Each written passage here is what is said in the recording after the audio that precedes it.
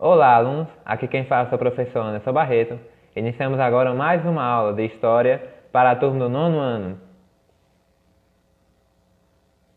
Na aula de hoje, nós iremos dar continuidade ao assunto da aula passada e iremos encerrar o assunto sobre o capítulo 5, Proclamação do Brasil à República Velha. Hoje iremos falar sobre a organização dos trabalhadores no Brasil e essa formação de sindicatos que houve no Brasil no início do século XX. Como vocês devem se lembrar, no final do século XIX, nós tivemos a abolição da escravidão e, com isso, muitos trabalhadores imigrantes, ou seja, pessoas vindas da Europa, vieram para o Brasil trabalhar nas fábricas das grandes cidades, como São Paulo, Rio de Janeiro. E com isso, esses trabalhadores chegaram aqui, começaram a trabalhar nas fábricas e perceberam que muitos direitos trabalhistas eles ainda não possuíam. Por exemplo, eles trabalhavam mais de 12 horas por dia, eles trabalhavam sem folga semanal, não tinham direito à estabilidade no emprego, crianças e mulheres trabalhavam em condições desumanas e uma série de outros fatores que não agradava à classe trabalhadora. Essa classe de imigrantes, então, que vieram para o Brasil e se instalaram aqui nas fábricas, começaram, então, a se organizar e formar uma aliança, formar grupos de sindicatos para tentar, juntos, diminuir essas dificuldades enfrentadas pelos trabalhadores. E é com isso que vai começar a surgir no Brasil os primeiros grupos de sindicatos nas grandes fábricas de São Paulo, nas grandes fábricas do Rio de Janeiro, formado primeiro por esses imigrantes que vieram da Europa e se instalaram aqui no Brasil.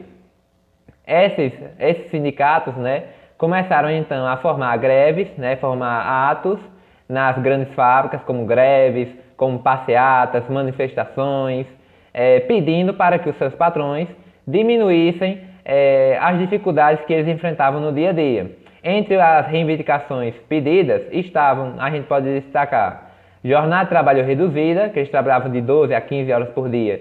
Eles queriam diminuir esse horário para 8 horas por dia, como era na Europa, em alguns países. Proibição do trabalho infantil, crianças trabalhavam naquela época ainda, no início do século XX. Era comum ver crianças trabalhando, crianças de 10, 12, 15 anos, trabalhando nas grandes fábricas.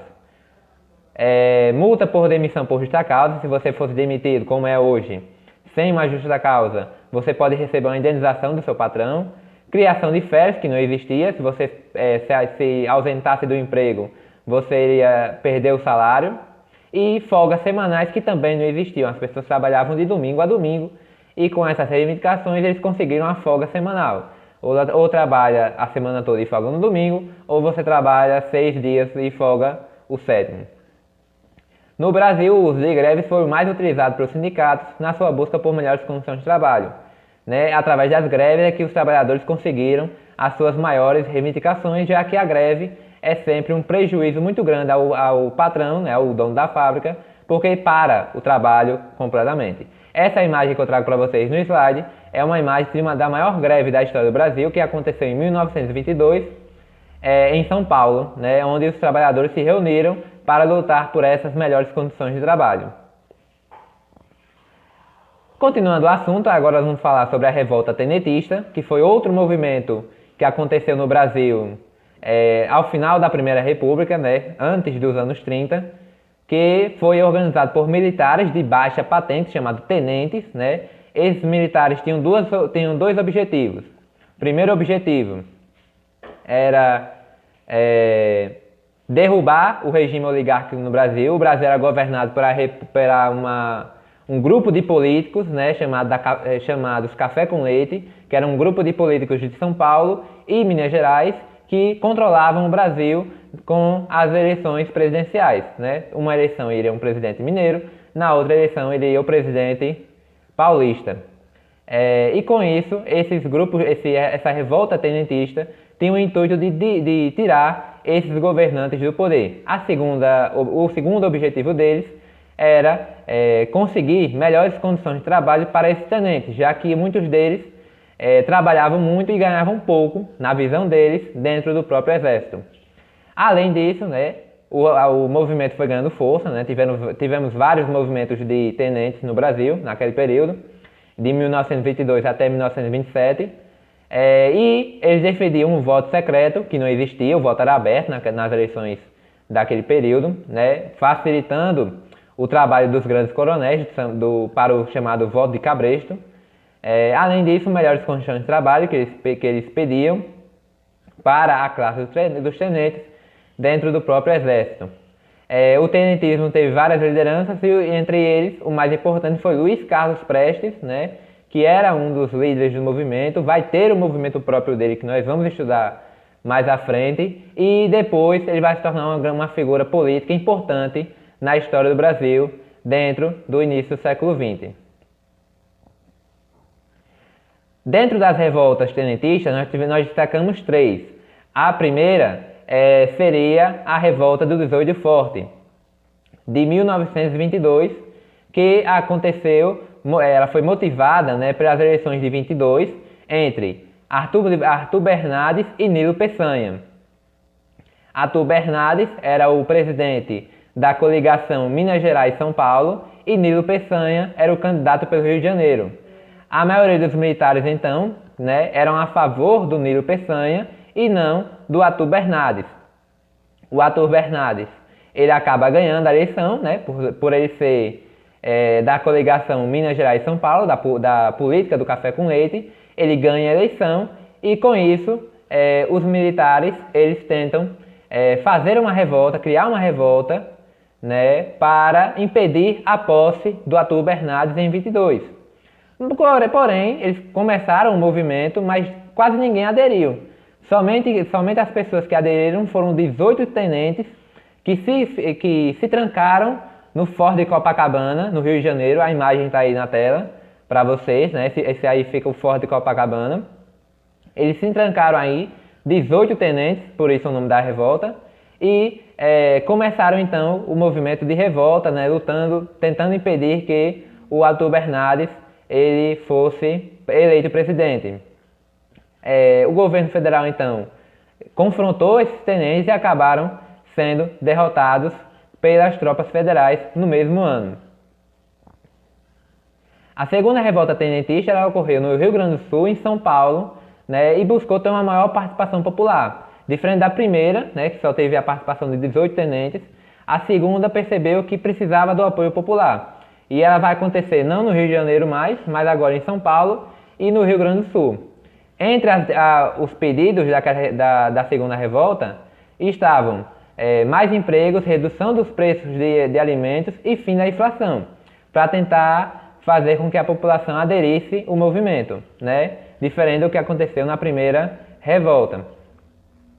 Os militares então acreditavam que assim conseguiriam, né, com o apoio da população, tirar os oligarcas do poder.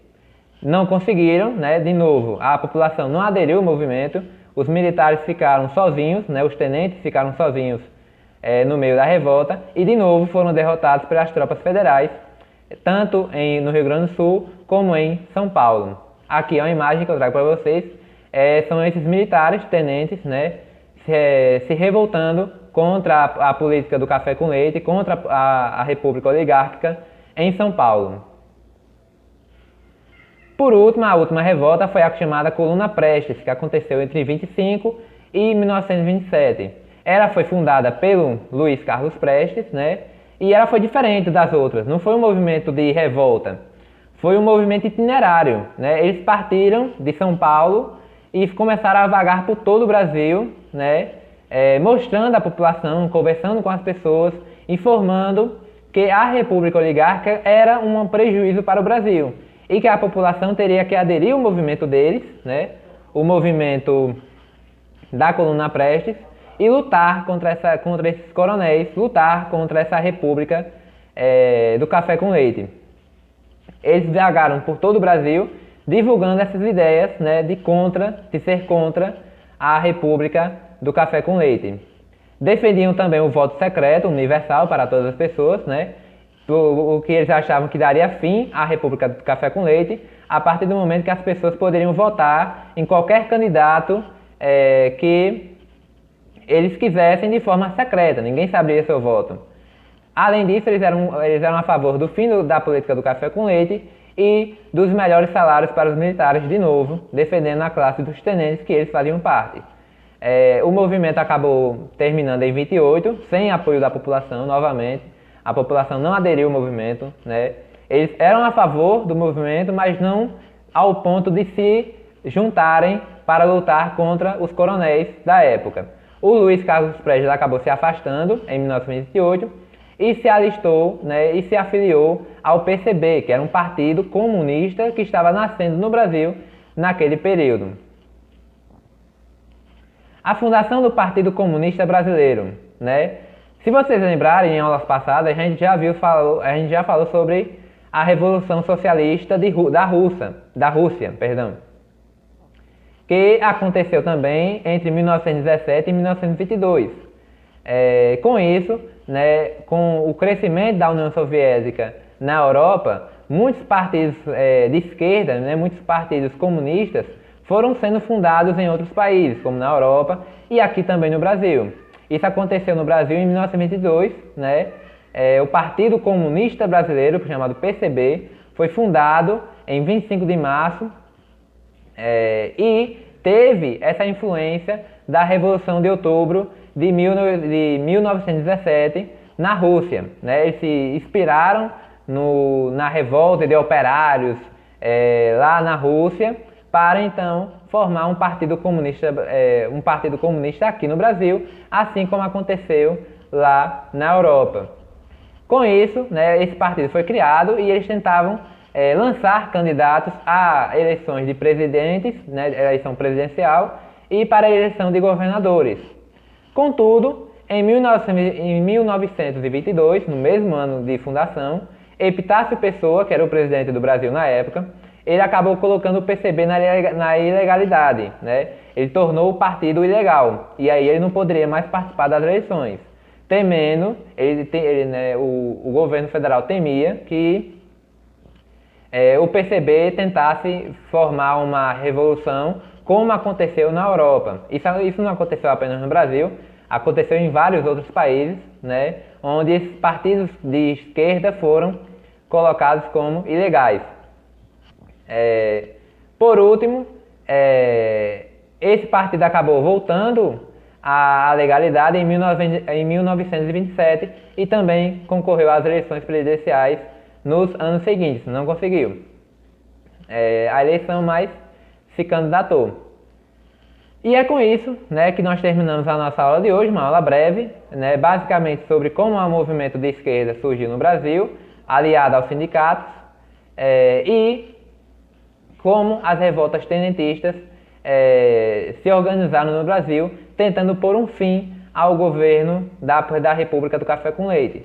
Nas últimas aulas nós vimos algumas revoltas que ocorreram contra a República Velha, e na nossa próxima aula nós vamos entender como ela terminou, né? Nós vamos entender como foi a eleição de 1930, que colocaria ao fim a República do Café com Leite, com a eleição de Getúlio Vargas para a presidência do Brasil. Até a próxima aula.